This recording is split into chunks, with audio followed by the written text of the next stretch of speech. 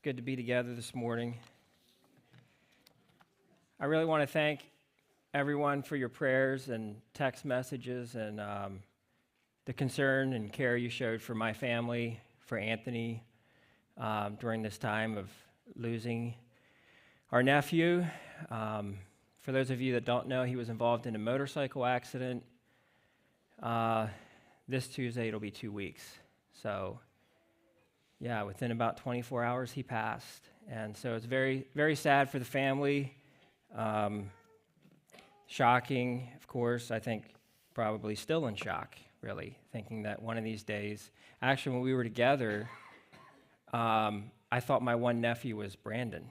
It's like, oh, Brandon's here. It's like, oh, actually, no, he's definitely not. Like, we're together for his funeral. Well, it's just a reminder that life is short. I remember when Brandon was born. It doesn't seem like that long ago, and he's 19 years old. And life moves along really fast. And, to capture the moments, to capture times with your loved ones, and to tell them you love them. My last interaction with Brandon, my son Junior has a four-wheeler that wasn't working, and after paying a mechanic that couldn't figure it out, we decided to take it to my nephew's, and Brandon was there, and he was kind of busy, so I just said hi to him. Didn't give him a hug, didn't give him like a conversation, because I thought I would see him again. Well, I didn't. That was the last time. But he got Junior's four-wheeler working within about an hour. But it's just a reminder that life is short, and if you love somebody, tell them. Don't let stuff till tomorrow that we should do today. So, again, thank you all very much for your prayers and support. So, as was mentioned, today we're going to wrap up our study of Daniel, and I've really enjoyed this study. I hope you have as well. It was really a good study for me. And so we're going to do the last 5 chapters today, which it's really hard to capture everything in one 40-minute talk. So we're going to just jump around and catch some highlights. I hope that it's not too scattered. Hopefully we can get some things today from God. But one of the things is we talk about his visions. Last time I shared, we talked about Daniel as a man of prayer. All these visions that he received during times of prayer. And so as we look at these visions, just ask yourself, if Daniel hadn't been praying, if he had not had that consistent prayer time, he probably would not have had these visions. And in our days today, are we praying? Are we open to hearing visions? Does God still want to tell us what's happening? I believe so. So, what did God accomplish during these 70 years of exile? He had them in Babylon for 70 years. The reason they were put into exile was because of idol worship. As a nation, they continually kept going back to idols, and they would get judged for a short time, they would repent, and then they would go back to idols. So God disciplined them for 70 years. And what is really interesting is after this 70-year exile, when they got able to return back to their land, never again as a nation did they worship idols. I found that really interesting. After this, that idol worship was cut off in their life. They never as a nation, not to say that individuals didn't, but as a nation, it was done. Never again did they go back to idols. Another thing we see is how God was glorified through Daniel and his 3 friends at the very highest levels of power. These kings of Babylon, they were at the very top of power and control in the world. And they saw the glory of God. They were the ones that acknowledged that God is in control. They were the ones that said, God's kingdom is going to be an everlasting kingdom. So, the last 5 chapters of Daniel deal mostly with visions that God gave to him. And these visions, they are a recurring theme, and they actually go back to the theme of the statue.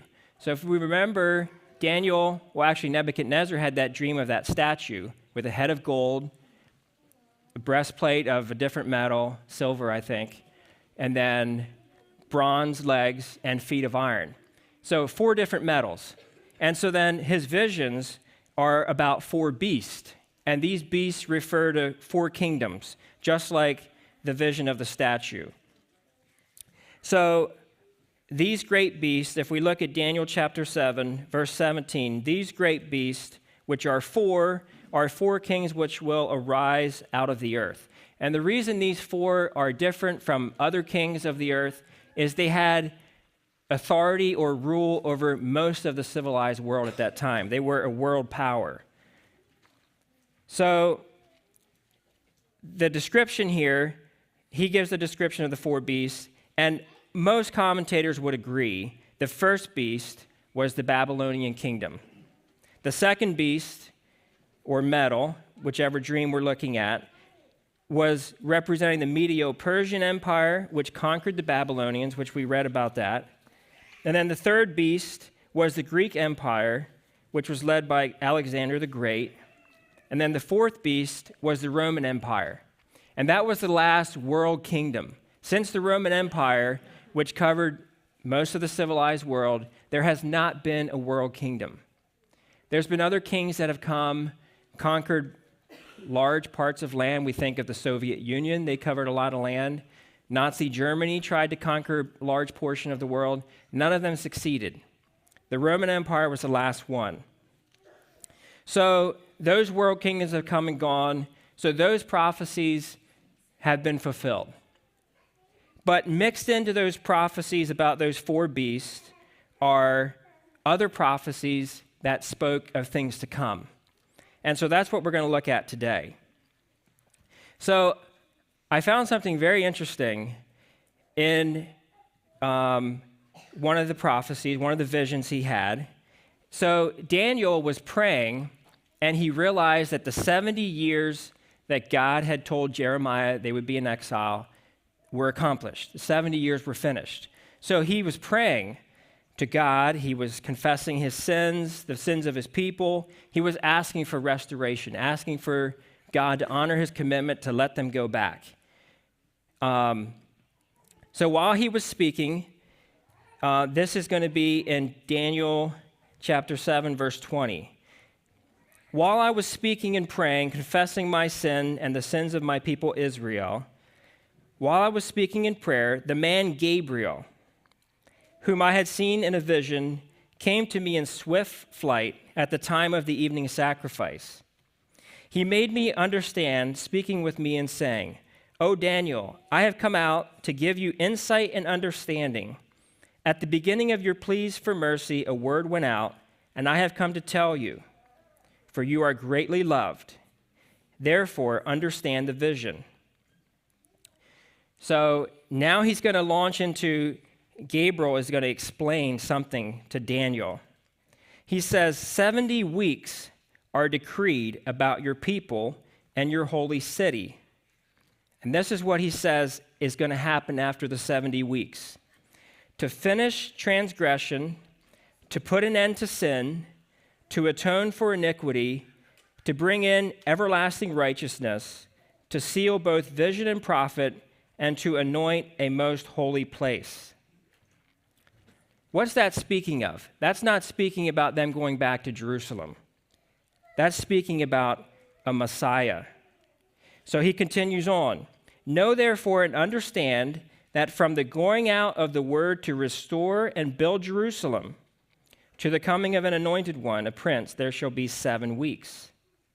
Then for 62 weeks it shall be built again with squares and moat, but in a troubled time. After 62 weeks, an anointed one will be cut off and shall have nothing. And the people of the prince who is to come shall destroy the city and the sanctuary. And its end shall come with a flood, and to the end there shall be war. Desolations are decreed. So that was something Gabriel revealed to Daniel. So let's do some of this math. And I got help from this. This was not my Visions and prophecies are pretty hard to decipher. So there's people that have studied, and they put this stuff out for you to read. It's very interesting. So he's talking about 70 weeks. So 70 weeks, a week is 7 days. And what they say is a day represents a year. So it would be 70 times 7. Okay? So that's 483 years. So from the date of the decree, which he says here, know and understand that from the going out of the word to restore and build Jerusalem, there shall be 7 weeks. So you have 483 years. From history, the command to restore and build Jerusalem was given by the king of Persia in 444 BC. And you can read about that history in the book of Nehemiah. Nehemiah records the rebuilding of Jerusalem and the command to restore and rebuild. So he talks about a week. He breaks it up into 7 weeks and then 62 weeks. So the first 7 weeks is 49 years, covers the time it took to rebuild Jerusalem. Then, converting I have to read some of this. Converting the 360-day years used by the ancient Jews, 483 years becomes 476 years on our solar calendar. So, from 444 BC, if you move ahead 476 years, so you're moving from BC to AD, okay? So 444 to 0. And then you have 33 years left, which would take us to AD 33, which coincides with Jesus' triumphal entry into Jerusalem. The prophecy in Daniel 9 specifies, if we go back to that, after the 62 weeks, an anointed one will be cut off. That's what's going to happen at the end of that. This was fulfilled when Jesus was crucified. I found that history very interesting because there's exact dates given. And 476 years before it happened, the angel Gabriel revealed this to Daniel through a fairly complicated prophecy. It was easier for people after it happened to figure it out. But it's to the year. Because if you look at what he says, after the 70 weeks, what is going to happen? He says, to put an end to sin, to atone for iniquity, to bring everlasting righteousness. Those are things Jesus did. He put an end to sin, he atoned for the iniquity of the world, and brought everlasting righteousness. That is amazing to me because, and then he talks about the anointed one being cut off, and that was happened at Jesus' death. So I found that really encouraging because we're gonna read more prophecies about what is to come. Who is in control? That's a question we all have to get in our mind, in our heart. Who's in control? If God could predict 476 years to the year, this is what's going to happen. Who's in control today? I want us to think about that as we continue on here. So, the prophecy continues. In verse 27, so there's 69 weeks is what they would say have already been fulfilled. And there is 1 week left, 70 weeks. So we have 62 and 7. That takes us to Jesus' death. There's 1 week left. And what scholars and biblical students are saying is there's a final week still to come. And so, because he continues in verse 27, he says, he shall make a strong covenant with many for 1 week, 7 years. And for half of the week, 3.5 years, he shall put an end to sacrifice and offering. And on the wing of abominations shall come one who makes desolate, until the time of the decreed end is poured out on the desolator, the one that is causing all this trouble. 3 times in the book of Daniel, you're going to read about the abomination of desolation. Have you heard that term before, the abomination of desolation? Jesus referred to it when he was talking about the end times. So, Daniel, in his vision of the beast, the last beast he saw was what we understand today to be the Roman Empire. On top of that beast was 10 horns. I didn't look for a picture of this because I thought it would probably be too scary for the kids. These beasts are crazy. But he had 10 horns, and one little horn came up and uprooted 3. So he threw down 3 kings, and he became a very bad king. So Daniel, as he was considering this prophecy, and this is also in Daniel 7, I considered the horns, these 10 horns, and there came up another little horn, and he had the eyes of a man and a mouth speaking great things.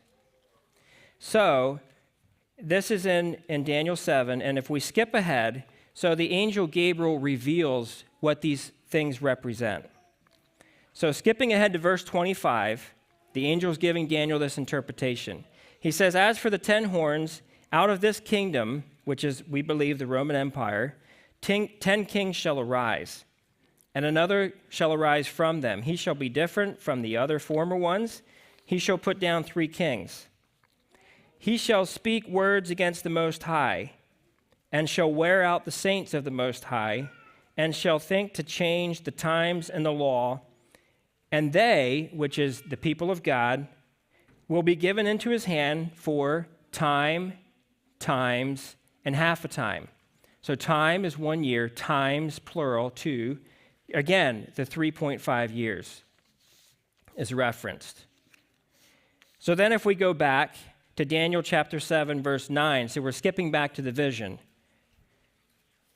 So Daniel's seeing this vision. He sees this horn come up, speaking these blasphemies and having control. And then as he looked, thrones were placed, and the Ancient of Days took his seat. This is God. His clothing was white as snow. The hair of his head was like pure wool. His throne was fiery flames. Its wheels were burning fire. Reminds you of the vision Ezekiel saw of this throne of God. A stream of fire issued out and came from before him. 1,000 thousands served him, and 10,000 times 10,000 stood before him. So this is not a little scene. This is massive. The court sat in judgment, and the books were opened. So while this is happening, so he's seeing this vision, and over here, continuing in verse 11, he says, I looked then because of the sound of the great words that this horn, which is this Antichrist, was speaking. And as I looked, the beast was killed, his body destroyed and given to be burned with fire. As for the rest of the beast, or kings, or governments, their dominion was taken away, but their lives were prolonged for a season. And I saw in the night visions, and behold, the clouds of heaven, there came one like the Son of Man. That's Jesus. He came to the Ancient of Days and was presented before him. And to him was given dominion and glory and a kingdom, that all peoples, nations, and languages should serve him. His dominion is an everlasting dominion which shall not pass away, and his kingdom one that shall not be destroyed. So after this Antichrist, God is going to judge him, and he's going to be completely destroyed. His kingdom, everything that he had is going to be completely gone.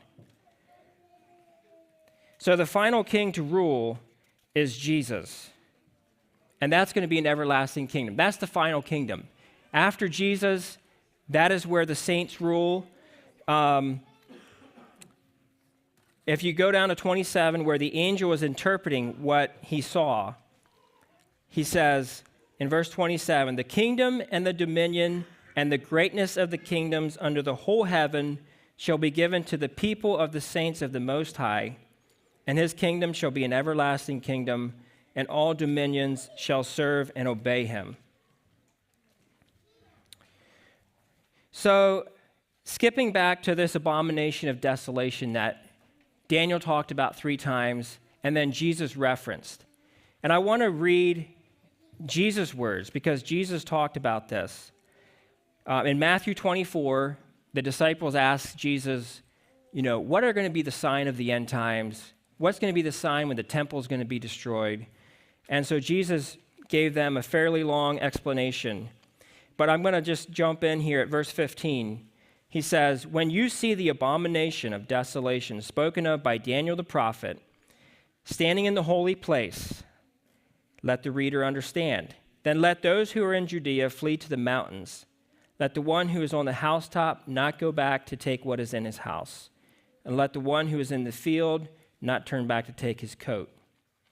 And alas for the women who are pregnant and for those who are nursing infant in those days. Pray that your flight may not be on the Sabbath or winter. For then there will be great tribulation, such as has not been from the beginning of the world until now, and no, never will be. And if those days had not been cut short, no human being would be saved. But for the sake of the elect, those days will be cut short. So Jesus is talking about this abomination of desolation that's going to be set up. And he says it's going to take place in the holy place. And Daniel, when he talks about it, he talks about sacrifices and offerings being taken away, stopped, ceased. So where's this holy place? Where are these places where these sacrifices and offerings need to happen? So the only holy place we know is Jerusalem, right? This might be too small for you to see, but I wanted to show you some interesting things about history. So if you look down here in the corner, you see the blue is Jewish or Samaritan rule. And so this is talking about the nation of Israel, the land of Israel, them having control of their own land. This is 2000 BC to 2000 AD. So right here at 1000 BC, roughly, you see the Israelite, the Jebusite, and then the Israelite United Monarchy. 1000 BC. At approximately 0, they had a little control again under that fella, whoever he is. And then you see that for roughly 2,000 years, they were ruled by other people. They had no governing control of their own land. Okay, because what we're talking about is them having their temple back. Look how recently they have gotten control of their land. Does anybody know the year it happened? 1948, yes. So Adolf Hitler, he had a mission to wipe out the Jews, at least in his country, Judenrein, Germany free of Jews. So there was intense persecution. Millions of Jews systematically murdered. Through that great tribulation, you could call it, trial, I think the world had compassion for the Jewish people. They gave them their land back, a portion of it. There was war right away. The Arab nations around could not handle this to see that Israel was getting their country back. There was war. They maintained their nation. But they did not have control of Old Jerusalem, the old city, which is where the Temple Mount is. So the Temple Mount is where the first temple was built and the second temple. Both were destroyed, but it's sacred ground. But they did not have control of that in 1948. In 1967, there was another war referred to as the Six-Day War. At the Six-Day War, the Jews got control of the old city, which they still govern today. So that was in 1967, which is, 60 years ago. So for 2,000 years, the Jews couldn't even think about building this temple because they didn't govern their own land. 60 years ago, they now have control of this land. So why don't they build a temple? Does anybody know? The Dome of the Rock is there. So this is a shared holy site. This temple ground is where the Muslims believe the Prophet Muhammad ascended to heaven for sacred vision. So during this time of other rule, they built this mosque or center of religion. And so, does this thing have a pointer? Yeah, right here.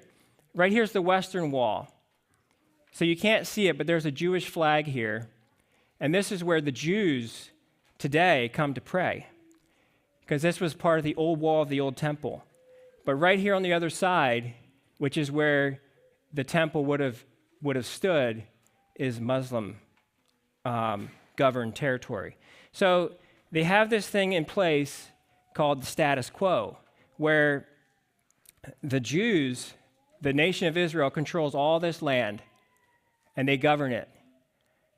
But they have allowed, for the sake of peace, for the Muslims to have control of this land right here.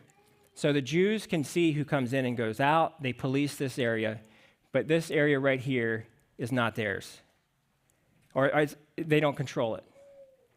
But you can see how close it is. Right here is where, here's the Israeli flag. They come here to pray. But right here is the Dome of the Rock. So when Daniel talks about this sacred place where they're going to set up this abomination of desolation, people believe this is going to be the third temple, unless they somehow find an agreement to build a temple just off the holy site. But the reason I bring this up is just the history that for many hundreds and even thousands of years, it wasn't even a possibility. But now they have control of the land.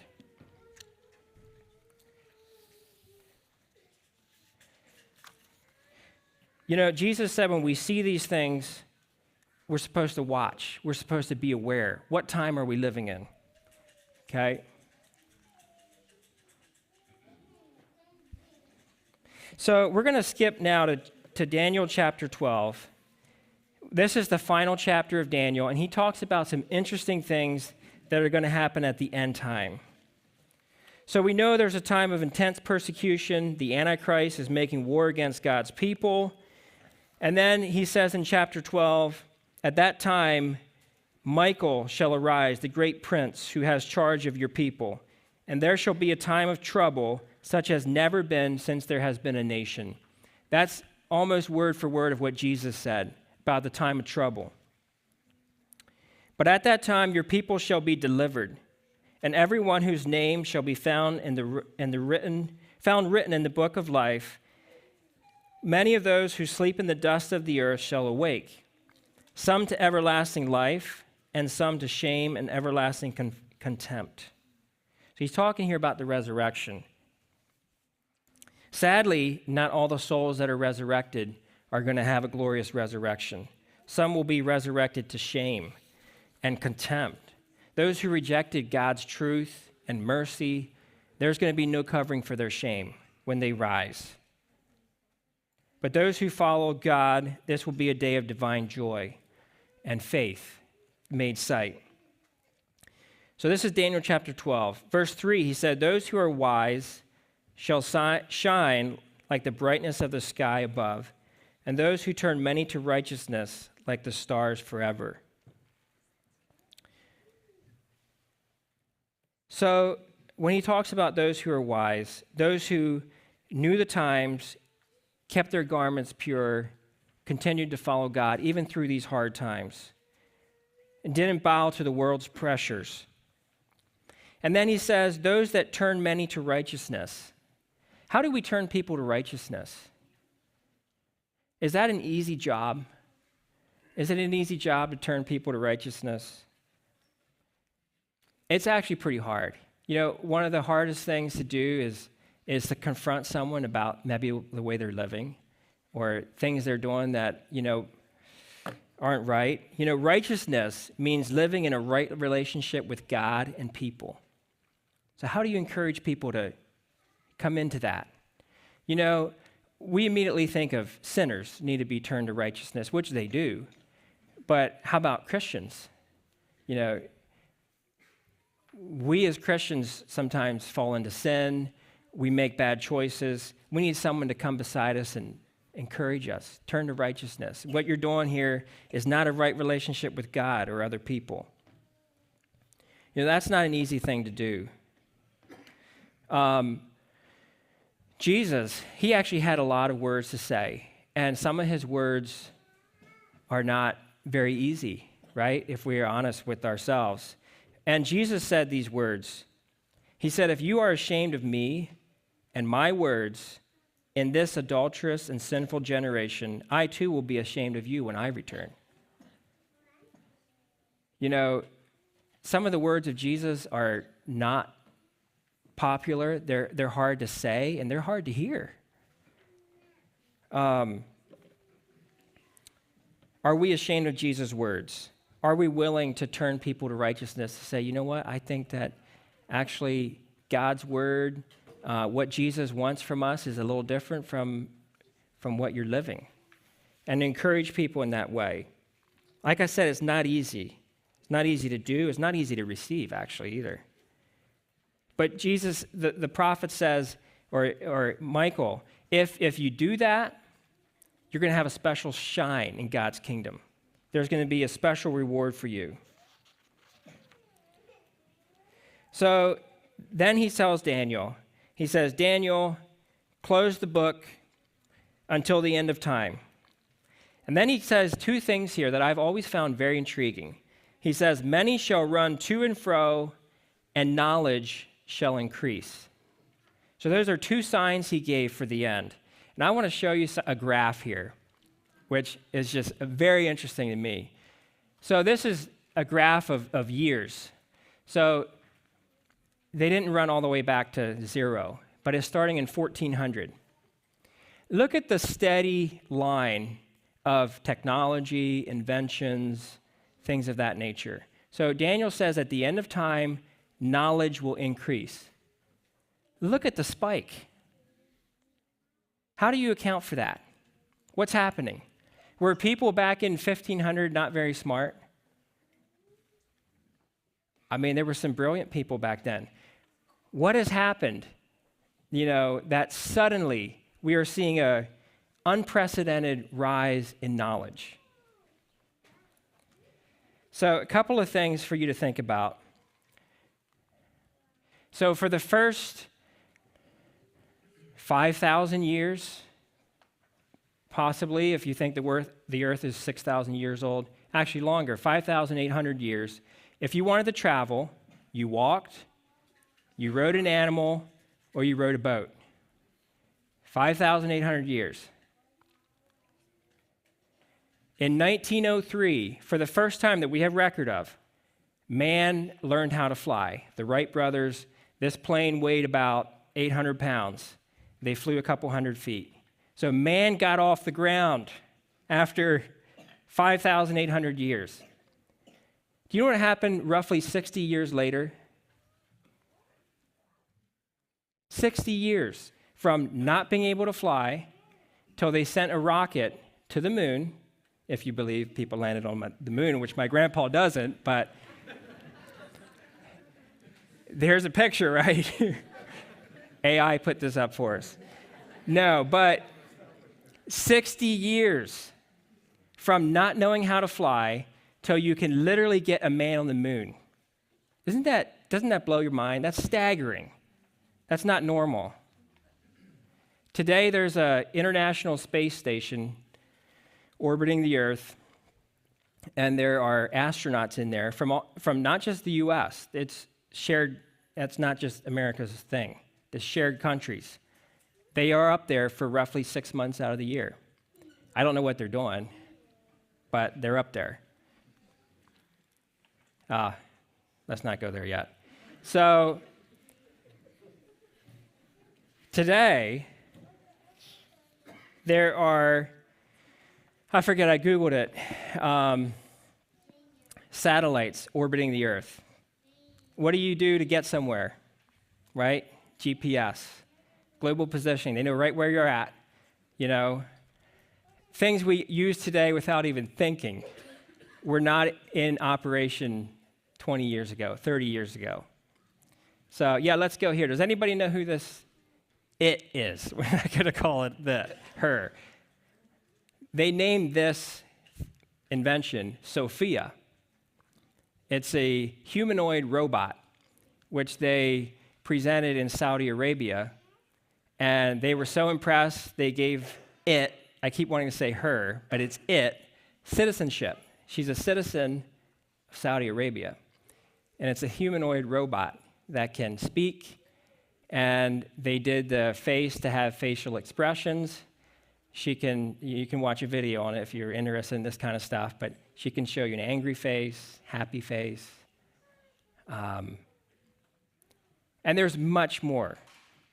Okay, but 120 some years ago, we couldn't fly. We were walking. Okay, no one could fly. We have a humanoid robot today. In 120 years, people landed on the moon. So, going back to this first graph, the spike, Daniel says it's going to be a sign of the end times. So, I cannot explain that other than I think it's God. Somehow God has allowed man, the invention and the mind of man to just extend, whatever. But I think of something interesting. Another reason I think of this is if you go all the way back to Genesis, to the Tower of Babel. Remember what happened there? They wanted to build this great big city, build a tower. And listen to God's words. This is not man's words. This is God. You can read it in Genesis chapter 11. It says, "The Lord came down to see the city and the tower. And the Lord said, 'Behold, they are one people. They all have one language. And this is only the beginning of what they will do. And nothing that they propose to do will now be impossible for them.'" That's what God said. He says, "Come, let us go down and confuse their language so that they may not understand one another's speech." So the Lord dispersed them. So what is happening today? Are we still confused about other languages? The World Wide Web has connected us all again. Remember I talked about the up there in space.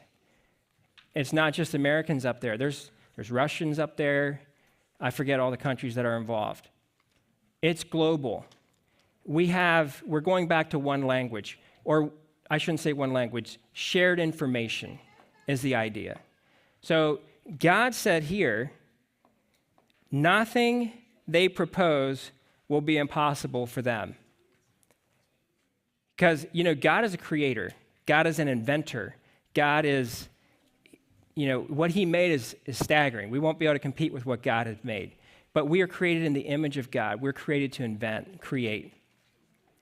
So with us all getting connected again, I think that's part of this rapid rise in this spike that we're seeing. But I think it's also a God thing. God has allowed it to happen. So again, I'm not making a prophecy. I'm not up here prophesying. I'm not Daniel. We're studying Daniel. But Jesus said we are to look at the signs and then know the times. So these are information. You decide. You decipher and say, wow, what time are we living in? So Israel, after 2,000 years, they have control of their land. Will this temple be rebuilt? Will it be something different? Things are in place. That could happen. We see the sudden, rapid increase in knowledge. So I want to end with what Daniel says at the end. So this beast is going to be making war. Well, it's interesting. It says he's going to make a covenant for 1 week, which is 7 years. He's going to make a covenant with what we would believe to be the people of Israel. He's going to make a covenant, an agreement, a peace agreement. But at the end of that, or the middle of it, 3.5 years, he's going to set up this abomination where that signals the beginning of the Great Tribulation. But he says, during this tribulation, when the saints are being given into his hand, and he's going to be crushing them, Those words are used. Crushing, they're going to be given into his hand. He's going to be overcoming them. Jesus said, if I didn't shorten the days, nobody would be saved. During this time of great destruction, Daniel says that many are going to be purified and made white. So God is going to use this war of Satan, this demonic fury, for his people. He's going to purify them. He's going to make them white. He's going to refine them. So, how many of us like that message? Does anybody sign up for, if we had a sign-up sheet for trial this week, would anybody sign up? I certainly wouldn't.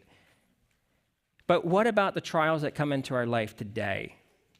So at this time, God is going to use it to purify individuals and his church, his bride. You know, when you think about a bride getting ready for the wedding, you know, we went by my neighbor's barn last night. They had a wedding there. It's beautiful. It was like they had string lights up. You could see the bride dancing with all her friends and family. It was beautiful. You know, that doesn't happen by accident, that the bride is all dressed up, wearing white, ready for the wedding day. God is going to use this satanic tribulation to actually purify his body, the bride, the church. So for us today, you know, often when we face a trial, a tribulation, pain, we're looking for the exit ramp. We're looking for, how can I get this resolved so I can get out of this trial, so I can just move on with my life? That's our natural state. Or we fight against it, or we say, this is a work of the devil. Yeah, it might be. It actually probably is. But what if we would step back and say, okay, God, what do you want from me? What are you trying to work in me during this trial, during this tribulation? Because Daniel, through God, he says, it's going to make his people purified and white.